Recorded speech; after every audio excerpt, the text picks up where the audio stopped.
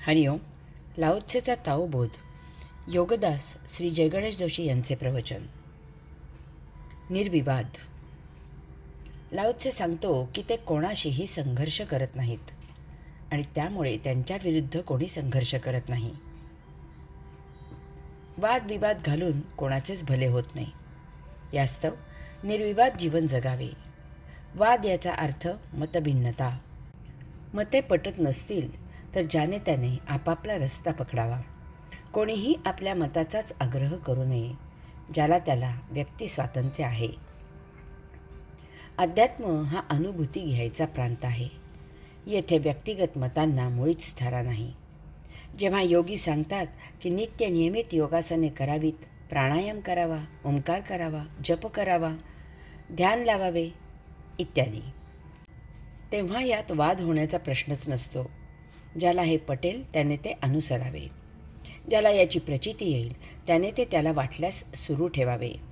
ज्याला हे रुचणार नाही त्याने योगावर बहिष्कार घालावा. यामुळे योगाचे काहीही नुकसान होत नाही.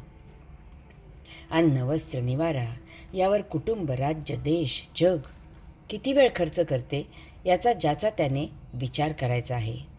अन्न, वस्त्र, निवारा या मूलभूत गरजा आहेत. या उत्पन्न करायला किती प्राधान्य दिले जाते याचा विचार करावा. या जर उपलब्ध नसतील तर खेळ, करमणूक, इतर सुविधा यांचा उपभोग घ्यायला कोणी जीवित राहणार नाही. हाच धागा पकडून अध्यात्म सांगते की पूर्ण निरोगी राहावे. आपण औषधाविना जगतो. आम्हाला वैद्यबुवांकडे जायला लागत नाही असे सांगता आले पाहिजे. परंतु यासाठी कितीजण प्रयत्न करतात. यासाठीच नित्य नियमित योगासने घालावीत, प्राणायाम करावा, ओंकार करावा, जप करावा, ध्यान लावावे इत्यादी सांगितले जाते. आजची शोकांतिका ही आहे की पहाटे उठून अकॅडमीत जायला सर्व उत्सुक आहेत. सर्वांना झटपट प्रसिद्धी आणि पैसा हवा आहे. चंगळ करायला हवी आहे. परंतु योगसाधना करायला कोणी राजी नाही. फार काळ जावा लागणार नाही. सर्व जगालाच याची किंमत मोजावी लागेल.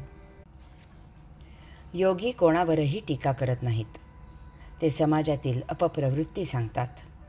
याचा अर्थ त्यांचा एका विशिष्ट विचाराचा आग्रह असतो असे नाही.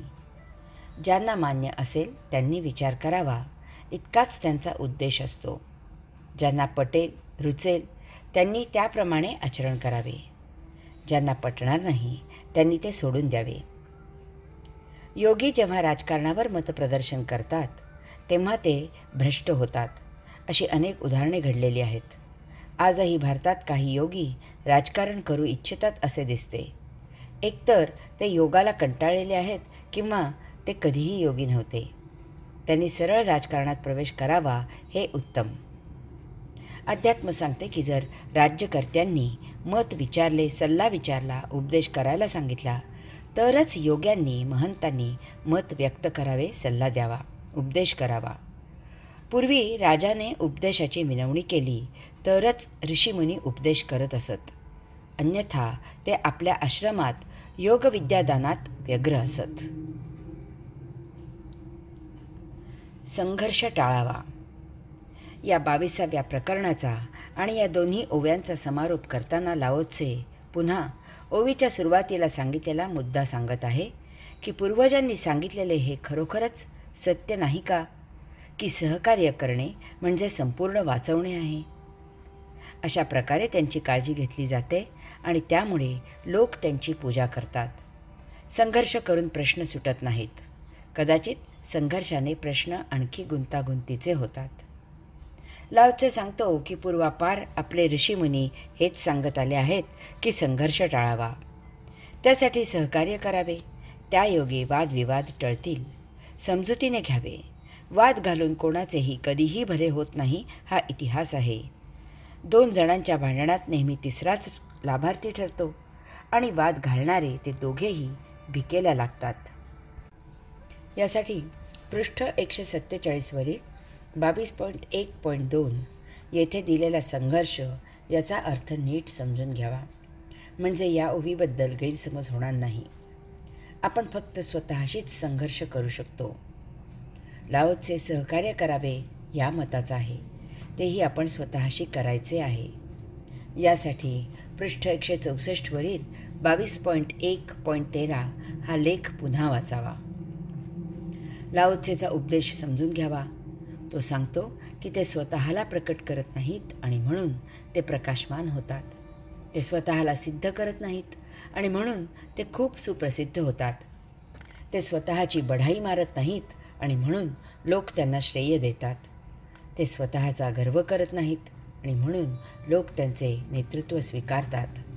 ते कोणाशीही संघर्ष करत नाहीत आणि त्यामुळे त्यांच्या विरुद्ध कोणी संघर्ष करत नाही.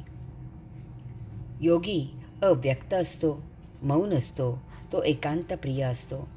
यापासून तो ढळला की त्याचा संघर्ष सुरू झाला असे समजावे. सर्वप्रथम त्याचे योगापासून पतन होईल. योग साधनेमुळे प्रकाशमान झालेला तो झाकून जाईल.